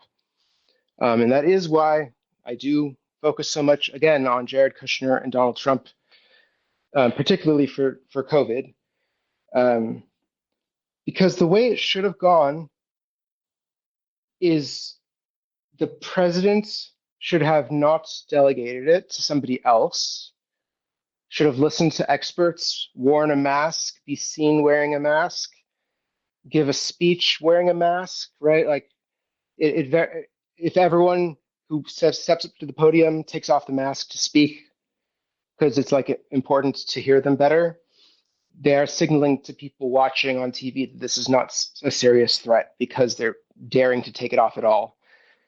So everyone at the top was sending the signal to everyone in the populace that this might not be as serious as it really was, or that that a vaccine is more dangerous than the virus. Um, like those officials do bear responsibility for so much avoidable suffering and death. Um, and I don't think we should try to like find everyone and hold them all accountable, like every person who ever got somebody else they know sick. But the super spreaders, like the people who really spread it, yeah, like there should be some consequences. Um, let's see. Oh, um, no, wait, hold on. Right. So in 1 through 7, especially, I focus on how in like late December or early January, so of late December 2020, early January 2021, there were 7,000 Satmar Hasidic Jews who gathered, mostly without masks, really in close proximity, and they violated the restrictions that were put in place to protect everybody on Earth. And then after that, then 20,000 Chabadniks did the same thing. And I, the anger that I express over those two things, once you fully understand how huge of a super spreader event those either were or could have been, and therefore they do still bear responsibility because of their recklessness to have gambled with our lives. Even if they gambled with our lives and it didn't turn out bad that one time, and even to have done that. So if one person can be a a source for a strain that can then spread across the world, 7,000 or 20,000 people all being in close proximity, possibly spreading it, possibly spreading multiple strains, like that is so ridiculously awful. Such a chilul Hashem. Like really, you see what I mean? Um, so what?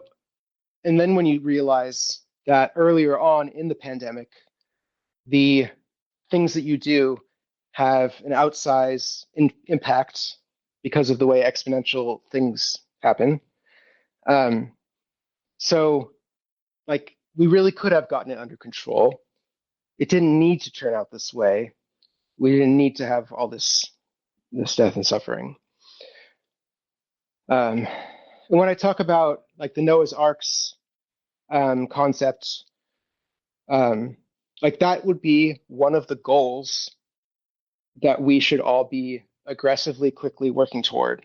It should be the case that everyone on Earth, yes, except for uncontacted, everyone on Earth should be at a quality of life level such that at any given moment they have enough resources to survive, locked down either at home or at their important place of work, like a hospital or you know, um, like energy production facility, etc. Like all those places should have facilities for people to live there if necessary, like how fire departments do it.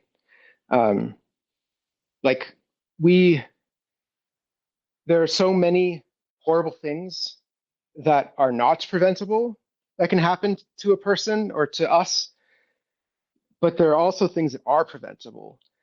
So if we want to make progress towards everyone living beyond 120, etc., like we need to take advantage of the tools we actually do have because like right? I hope that like you can't control some horrible, ridiculous accident that just happens, but you can develop technology to make accidents less fatal when they do happen, right? Like humanity is really good at that when we put our minds to it. We have developed really amazing safety technologies, you know. Um, but yeah, it's again, these are not superhuman things that I'm asking people to do. It's reprioritizing and um, it's like if you are a religious Jew, there is time in the day, every day, that you have already set aside for this prayer, this practice. So if one day it now becomes a little more obvious what, things you could be spending your time on instead sometimes, and how much more effective that would be at creating, a better reality. Um,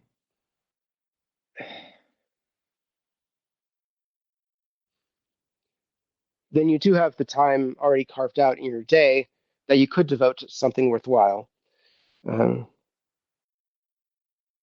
yeah, I think that's going to be very difficult for lots of people to break those patterns, um, the patterns of galut, that you have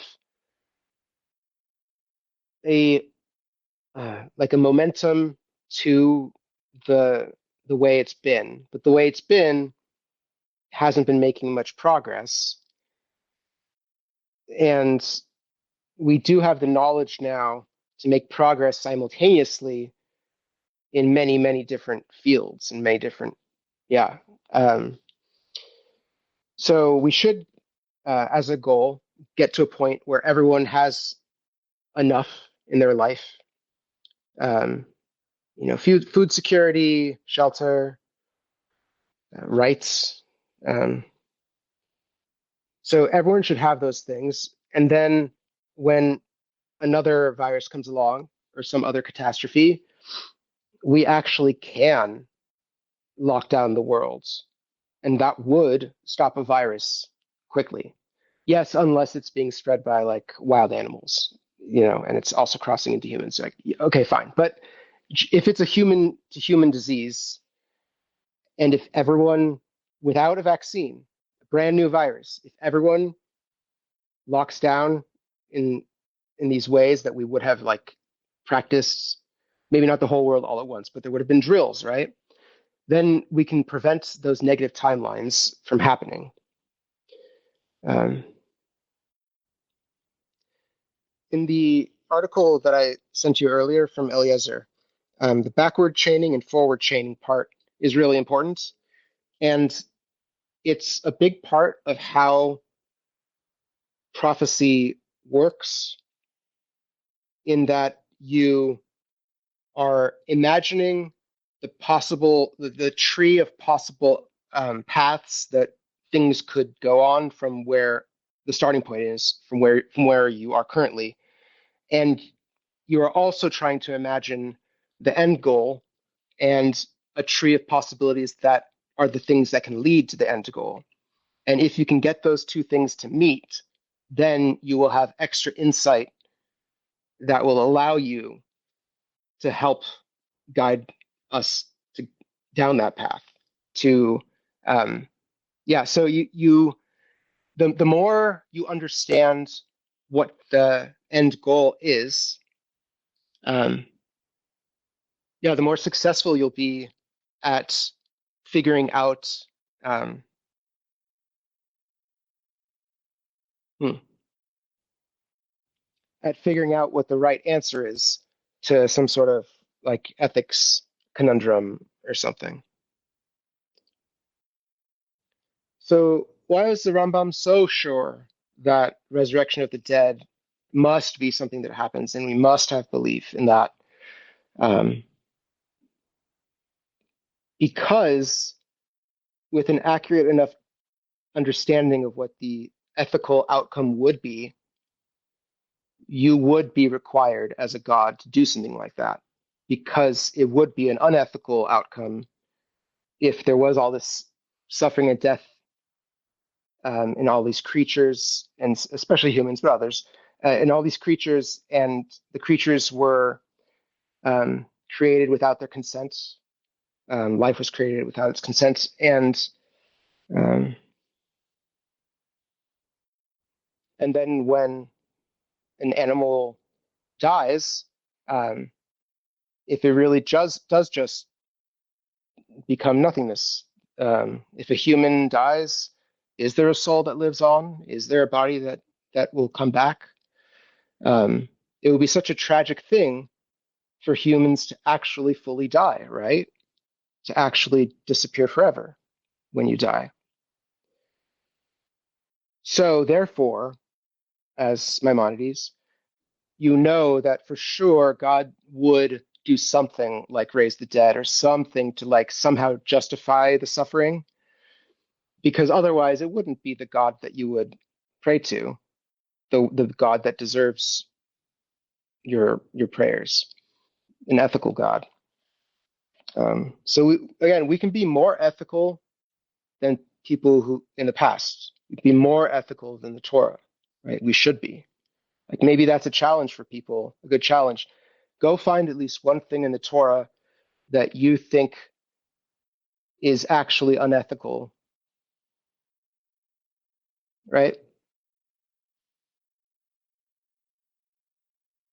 I think that's a really important thing to realize, that if God exists, God is more ethical than he is portrayed in the Torah. That God would be more ethical than that. That God is uh, a bit too like spiteful and vicious and capricious, things like that. Um, so yeah, if God exists, God is more ethical than the Torah. So it is our job to achieve the higher level of ethics, right?